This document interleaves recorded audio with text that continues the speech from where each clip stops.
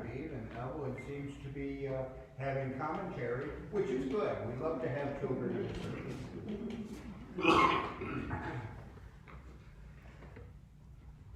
Our speaker today is Margaret Zavora.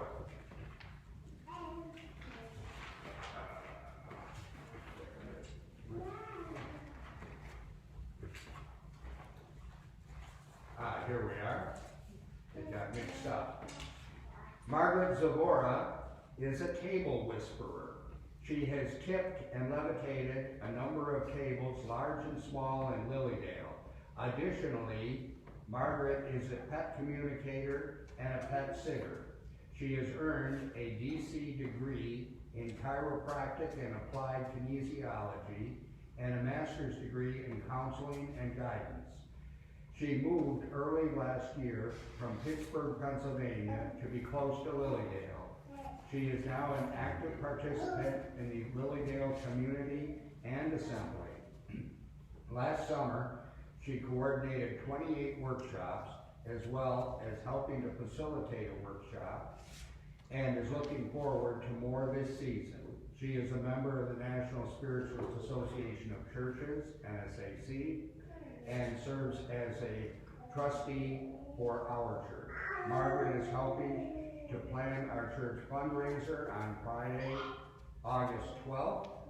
If you're interested in helping to bake cookies, Victorian or otherwise, for our fundraiser, Victorian Tea, Friday, August 12th, please let her know. We are also looking for basket donations, and donations can be for reading, services, products, or gift cards to be raffled off at the fundraiser. More fun. We will be awarding a prize for the best Victorian outfit, so put on your Victorian thinking caps and bring your friends to the auditorium Friday, August 12th, at 8 p.m.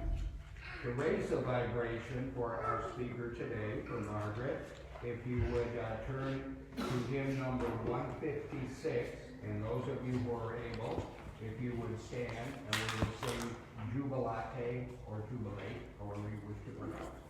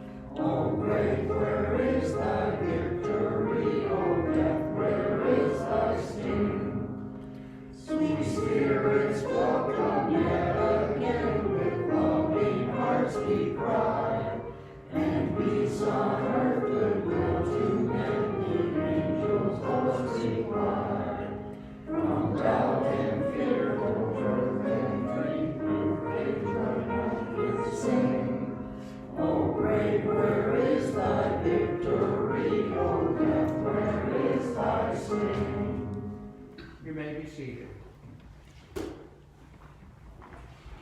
I now present our speaker today, Margaret Zavora.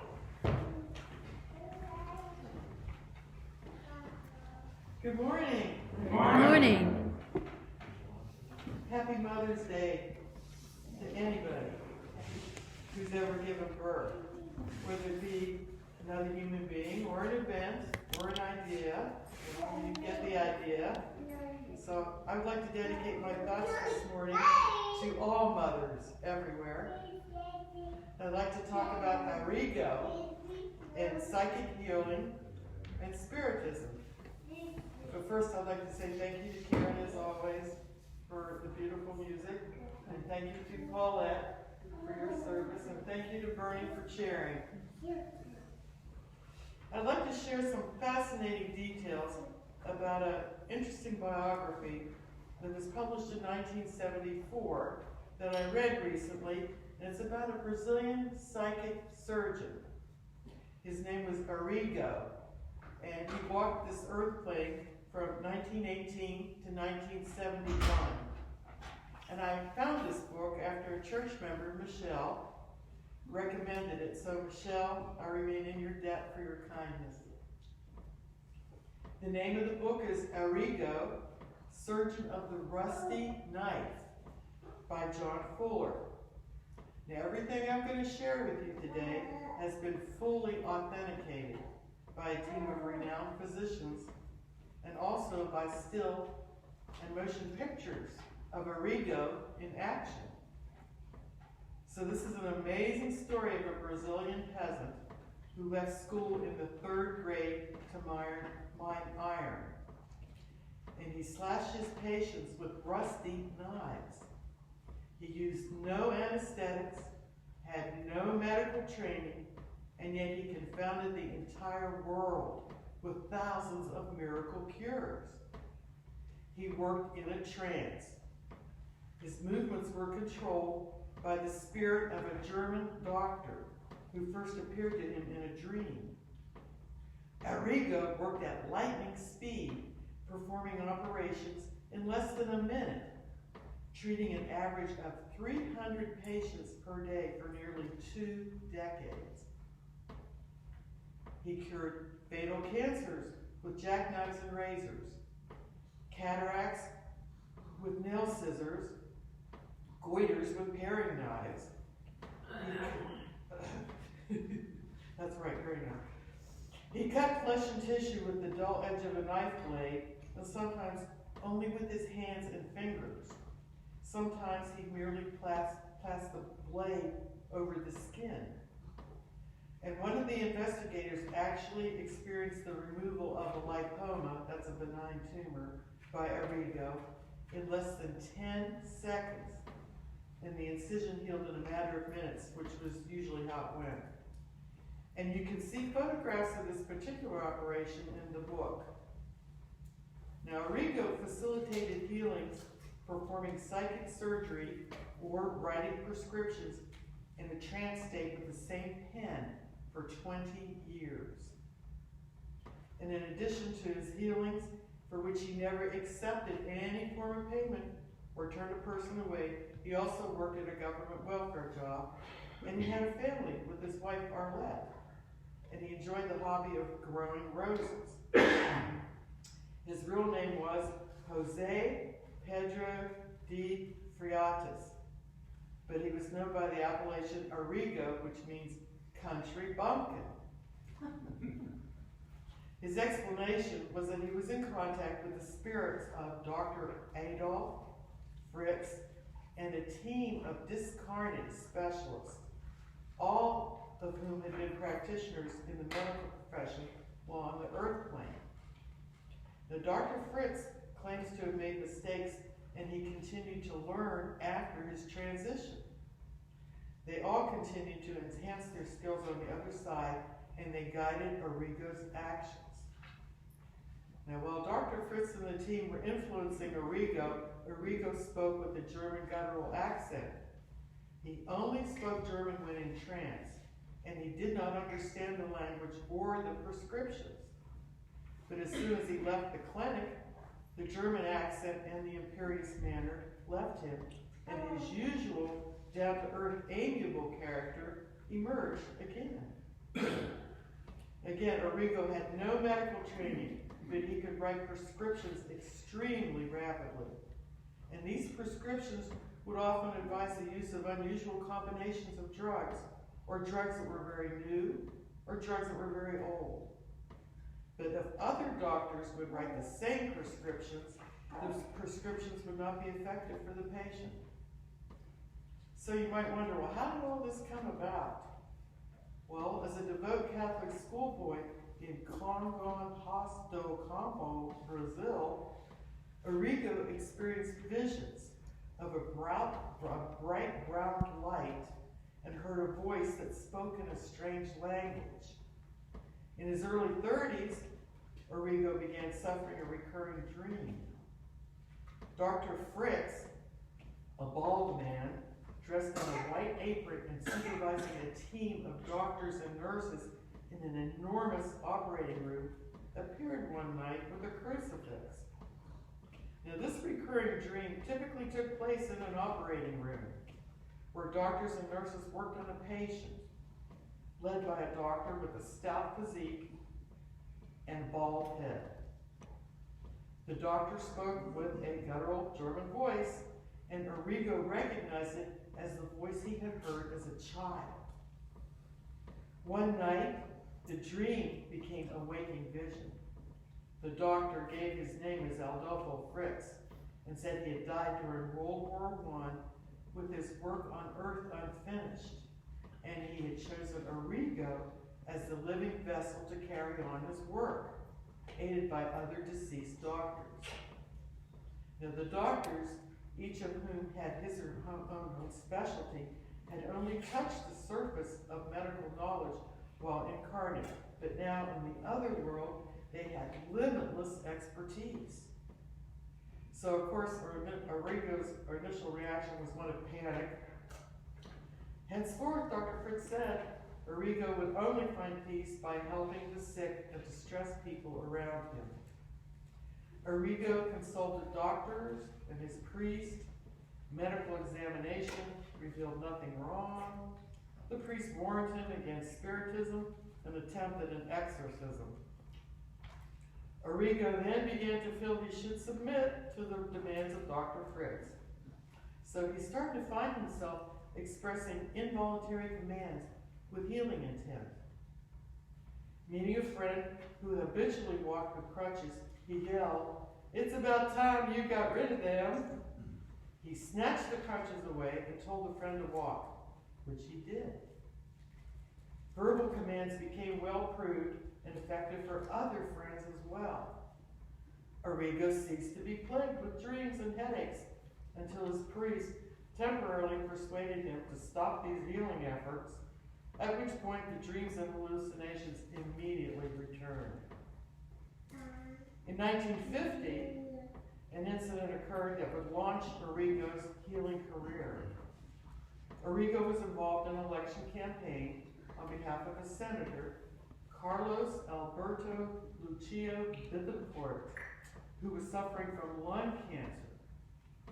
The two men stayed at the same hotel, and according to Bittencourt, he was unable to sleep one night, and he observed ARIGO enter his room holding a razor with a glazed look on his face. ARIGO, now speaking in a thick German accent, said, "An operation must be done." Bittencourt lost consciousness. When he awoke in the morning, he found his nightshirt cut and bloodstained and saw a clean, neat incision on his back. ARIGO said he remembered nothing of this. Bittencourt's doctor carried out an examination and reported that the tumor had been removed by a surgical technique unknown in Brazil, and he assumed it had been done in America. The senator, now recovered, spoke publicly about what had happened, and this caused ARIGO to become nationally famous. People began flocking to the village where he lived, do Campo, in search of cures. Soon he was working 14 to 16 hours, seeing 300 to 1,000 patients per day on weekdays. Bus schedules into the village were arranged on his practice hours. ARIGO always declined payment or favors for his healings. Now, to maintain this rigorous healing schedule and make a living, he sold his business and he obtained a part-time junior clerking job. ARIGO worked by entering a tranced state, during which he appeared to be a different personality. He held his head higher, and he spoke with a German accent, his eyes seeming out of focus. He then began seeing patients, so to speak. Diagnosis was instantaneous. He did not request to see records or ask questions. For some, he would write out a prescription at incredible speed, as if his pen were slipping across a sheet of ice. The medications, he indicated, might be considered obsolete, or conversely so new that they had not yet reached Brazil, many of them originating from Germany. With some patients, ARIGO carried out rudimentary surgery, plunging a paring knife into a cyst or tumor and quickly removing it. The patient could be standing against a wall, or for major procedures, lying on a table, fully conscious and completely still. The operation would be performed in minutes with an unsterilized knife or scalpel, and the patient would generally be able to get up pain-free if shaken. No anesthesia, no antiseptics, cauterization or stitches were used. The incisions would close of themselves. There'd be minimal or no blood flow. ARIGO was observed numerous times to stop the blood flow by using a prayer in the name of Christ. And as a devout Catholic, ARIGO kept an image of Jesus hung on the wall behind his desk. And in one instance described by Fuller, the author, without a word, ARIGO picked up a 4-inch stainless steel paring knife and literally plunged it into the man's left eye, under the lid and deep up into the eye socket. And there's pictures of this in the book. ARIGO began violently scraping the knife between the ocular globe and the inside of the lid, pressing up into the sinus area with uninhibited force. The man was wide awake, fully conscious, and showed no fear whatsoever. He didn't move and flinch. A woman in the background screamed and another one fainted. Then ARIGO levered the eye so that it extruded from the socket. The patient, still utterly calm, seemed bothered by only one thing, a fly that had landed on his cheek. ARIGO hardly looked at his subject, and at one point turned away to address an assistant while his hand continued to scrape and plunge without let up. And of course, when examined by a doctor afterwards, the eye showed no sign of irritation or redness. Some patients responded well to mere commands. Others he touched with his hands. He would work late until the night, until he'd seen all the patients who had arrived that day, even if it took past midnight. Coming out of the trance, he could remember nothing of what had happened. Fuller estimated that in total, ARIGO had treated at least 1 million people. ARIGO was reluctant to comply with Dr. Fritz's request because the priest warned him that these actions would go against the tenets of the church. So ARIGO voluntarily underwent physical examination and tested, and was treated for possession. The Catholic Church and national and provincial medical associations were opposed to ARIGO's practice. And in 1956, he was charged with witchcraft, charlatanism, and practicing medicine without a license, despite an absence of evidence that he had caused harm or charged for his practices. He was convicted of illegally practicing medicine, largely due to pressure from the church, and he was sentenced to 15 months in prison, but was pardoned by the president of Brazil. In 1957, he was sentenced to 15 months in jail and a fine that would have bankrupted him and his wife, who now had borne 6 children. Happy Mother's Day. Except that an appeal court slashed the fine and reduced the term to 8 months, with a grace period of a year's probation to serving the sentence. But even in jail, ARIGO managed to carry on his work After he quelled a riot, the warden gave him the freedom to leave whenever he wished. ARIGO took advantage of this dispensation only rarely and always to visit the sick. While the guards looked the other way, he began treating sick prisoners, and then the crowds of people who waited in the alley outside. ARIGO continued to help the patients who came flocking to the village, while the police turned a blind eye. In 1956, he was pardoned by the president of Brazil, after which his practice returned to normal. However, in 1962, he was arrested and held for 7 months for practicing medicine without a license. However, he was allowed to continue treating people while he was in jail. The second time, his jailers were so reluctant to keep him in prison that they looked the other way and they would have allowed him to leave when he wished and then return. Then he chose to stay and heal prisoners.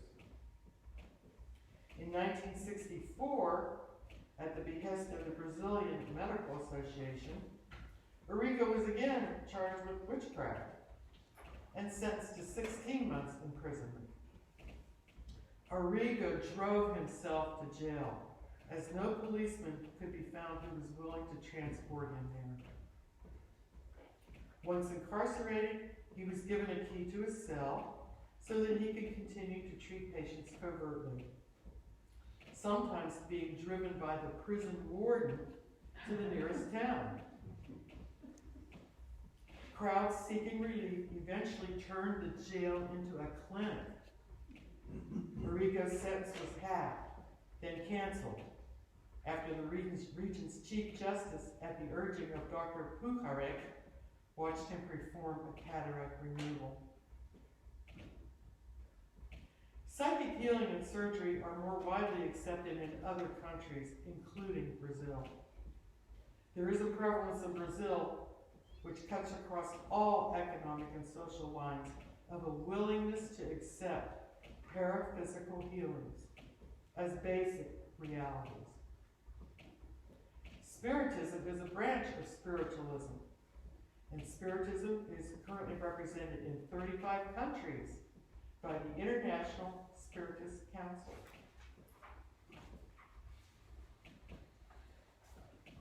And the Spiritists in Brazil have established 2 large hospitals with 4-year programs enrolling over 2,000 students. And the hospitals teach a combination of traditional medicine and the practical use of mediums as an adjunct. The medium is considered to be the instrument of a group of doctors and surgeons who have made their transitions.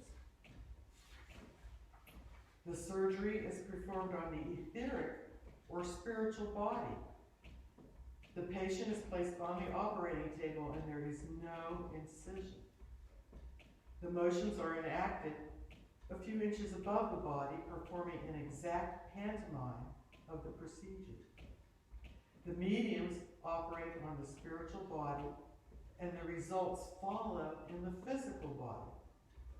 And if you'd like more information or would like to see ARIGO in action, you can go on Google, and you can also go on YouTube to watch videos. Any questions? How do you spell his name? ARIGO.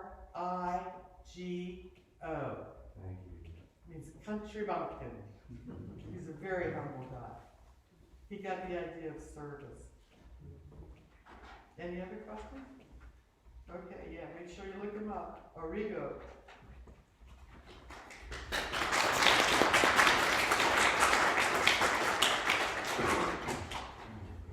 Thank you, Margaret.